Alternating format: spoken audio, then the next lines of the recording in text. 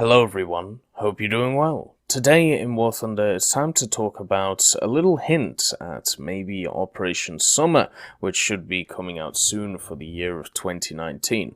Now, Operation Summer, if you didn't know, in previous years has been a system of events, such as challenges, over a month's period, where if you're able to do the majority of them, you will get yourself hands on a gift vehicle or a premium gift vehicle. Now, last year, they ramped it up a little bit, adding in the idea of a workshop, adding in the idea of a massive event, which had a bunch of really cool ideas. So you had the IS-7, which basically you played in matches, whether it be arcade or realistic, whatever you wanted to play, you got parts out of it, and then if you played, for longer, you got special parts out of it, and you put these all together in the workshop to create the IS-7. You also built a T-34E, which you could exchange for other gift vehicles which were around in the past, which I thought was a really nice feature. And also on top of this, you had the good old summer events with the FJ-4B, and also the other machines such as the Martlet and the SDKFC 2343. So there was a lot on offer last year when it came to Operation Summer, which is why a lot of people this year are looking forward to it. And it seems like we're getting our first teaser in the form of this image here. On Twitter, and we also have on Instagram a slightly bigger image with a little bit more information. First of all, though, there was an event today, which was a large-scale naval event. It was a 900 square kilometer event when it came to naval, so they are testing some of these large naval maps. Unfortunately, this one has been cancelled due to technical issues. The technical issues being you could get in a very small PT boat and just rush the caps and win within 5 minutes. So yeah, that was a bit of an issue, but it does mean at least that they are working on expansive maps for naval, so at least optimism at least should be high when it comes to enduring confrontation for naval, or just much larger things going on, being part of a bigger picture. Anyway, here is the picture from Instagram, the War Thunder Instagram, and you can see there's a lot more to this one, whereas on the Twitter one, you can't really see a lot here. You see more of these two individuals, and then of course the HEAT, which is, well, an acronym for something. We know it as the High Explosive Anti-Tank, which is of course a shell type in War Thunder, and I'm sure it means something else when it comes to it, and there have been a few theories around it. I personally think it's probably something similar to, the vehicles which are going to be on offer. Since we had the Battlefield Engineer event, it has been, I thought a lot of the ideas from the Battlefield Engineer event was good. The fact that there was, 6 vehicles on offer, the fact that they had the testing thing for the I-180S, I thought was really cool. There was a lot of nice ideas there, which was kind of ruined by the addition of the markets and making it too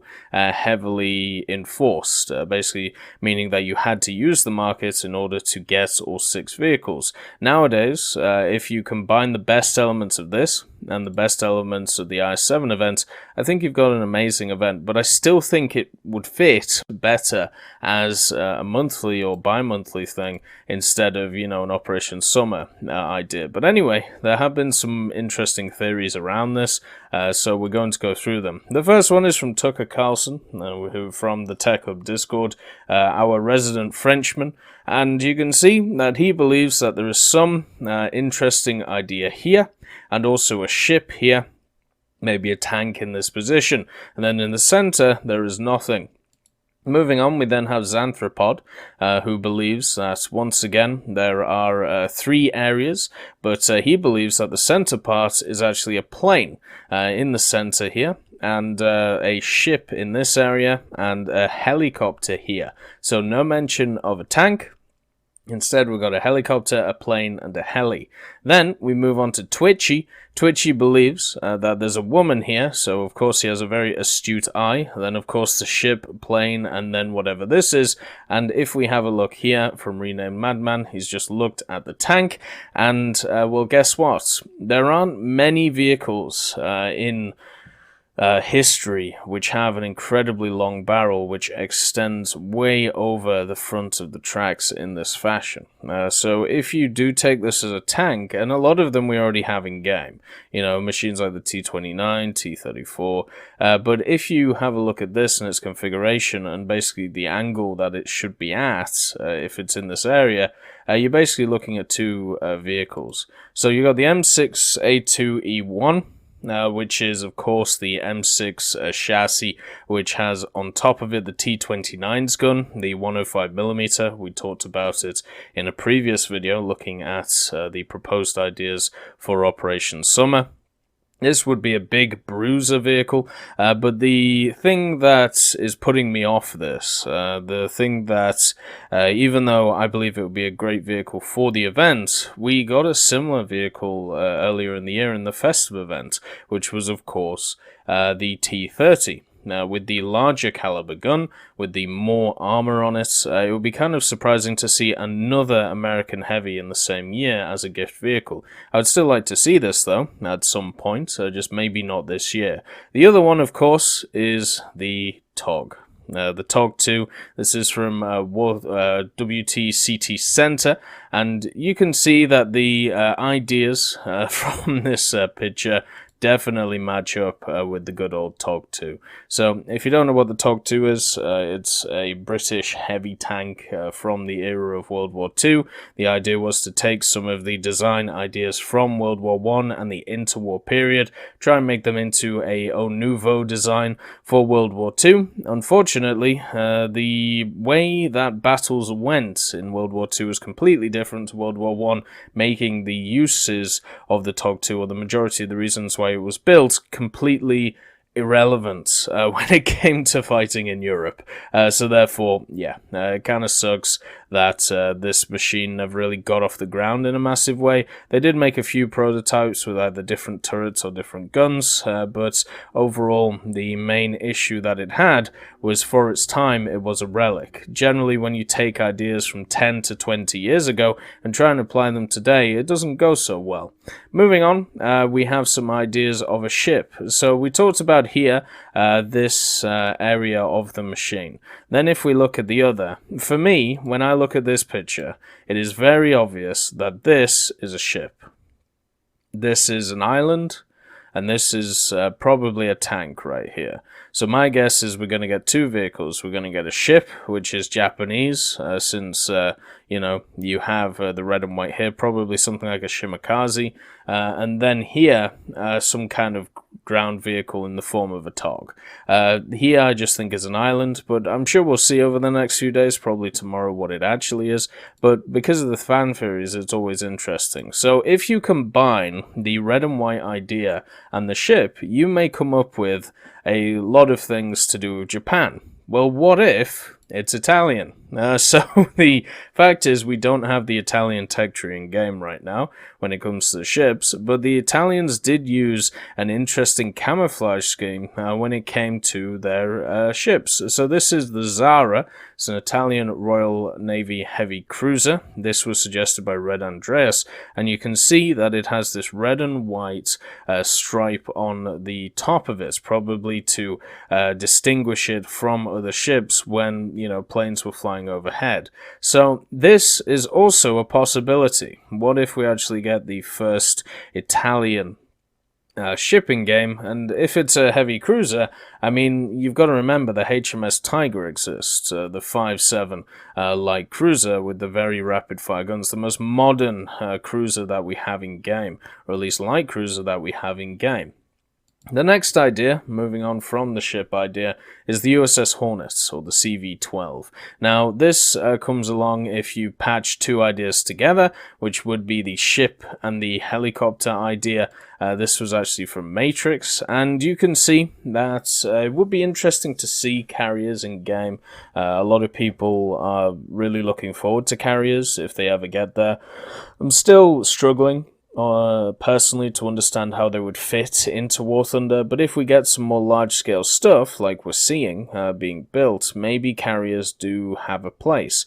The issue I see is them defending themselves, and also, do you have AI planes? Do you have player planes? How would that work in the grand scheme of things, and would you have to have one per side? Otherwise, how do you balance them? So yeah, it's kind of interesting to think about. The next one is looking at the acronym. So the acronym is HEAT, or as I said, High Explosive Anti-Tank. Maybe it means something completely different, especially such as when it says Some Like It Hot, where if you don't know Some Like It Hot, it's actually a movie. Which was made in 1959, and if you haven't actually seen it, I would highly recommend it.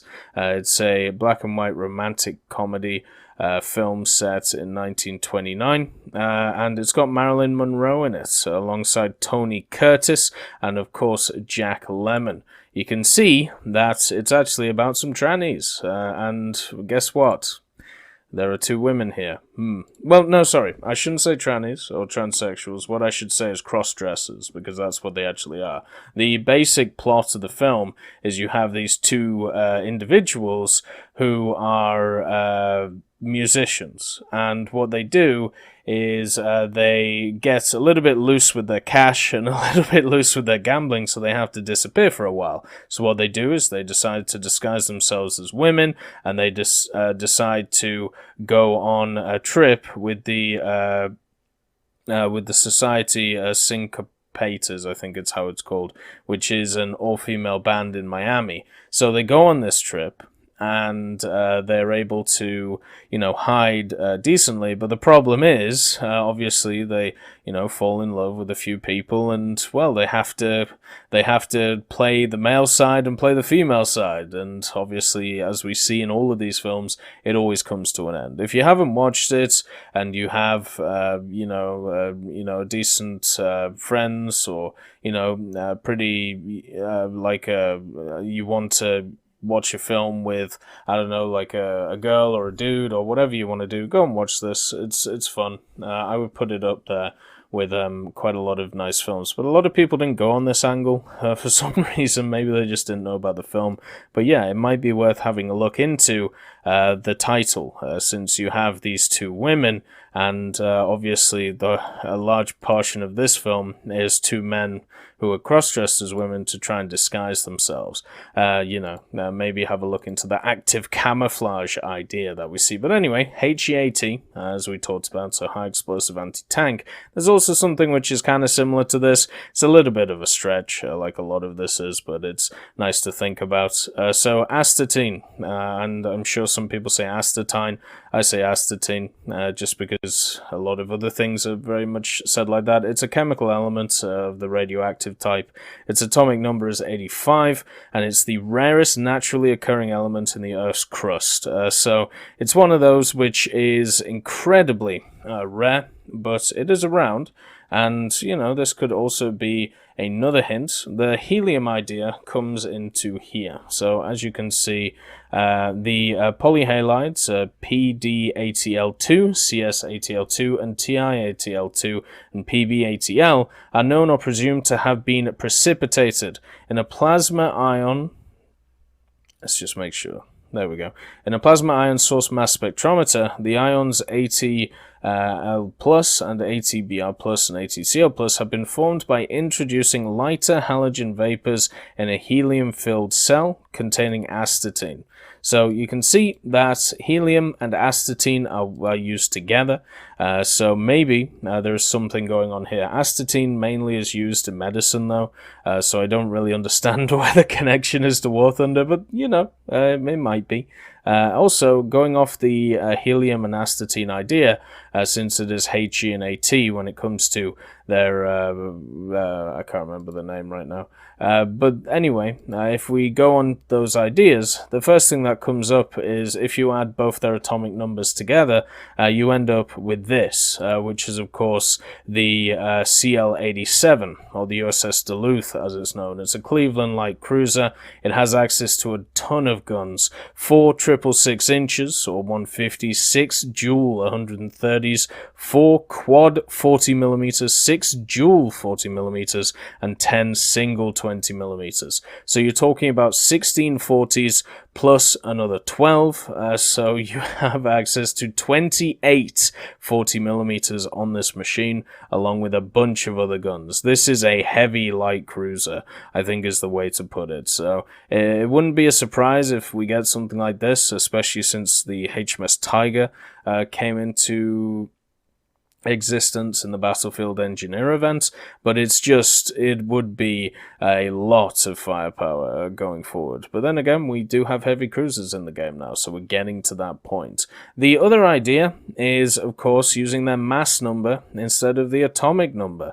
So if you use the mass number, you come up with the DD-214, which is the USS Tracy. Now, the USS Tracy is a post-World War I machine. 1920 it was commissioned, 1919 it was built. It was used until the end of World War II. I believe it was decommissioned in 1946. Yep, there we go. And it was struck in also the 7th of February 1946, so about a month after it was decommissioned. This is a Clemson class cruiser. Or a Clemson class destroyer, sorry. It only has access to 4 4-inchers, 1 3-incher, and 12 torpedoes. So I feel like if they added this, a lot of people would be incredibly disappointed, especially if you look at the Clemsons we already have in the game. They're some of the weakest destroyers that we have. So yeah, there's a lot of interesting theories going off this one post, and let me know your thoughts. What do you believe is coming? Are you interested in Operation S.U.M.M.E.R coming up? Obviously on the Tech Hub we're going to try and facilitate one of the easier experiences to get these vehicles, but overall I think it's going to be fun.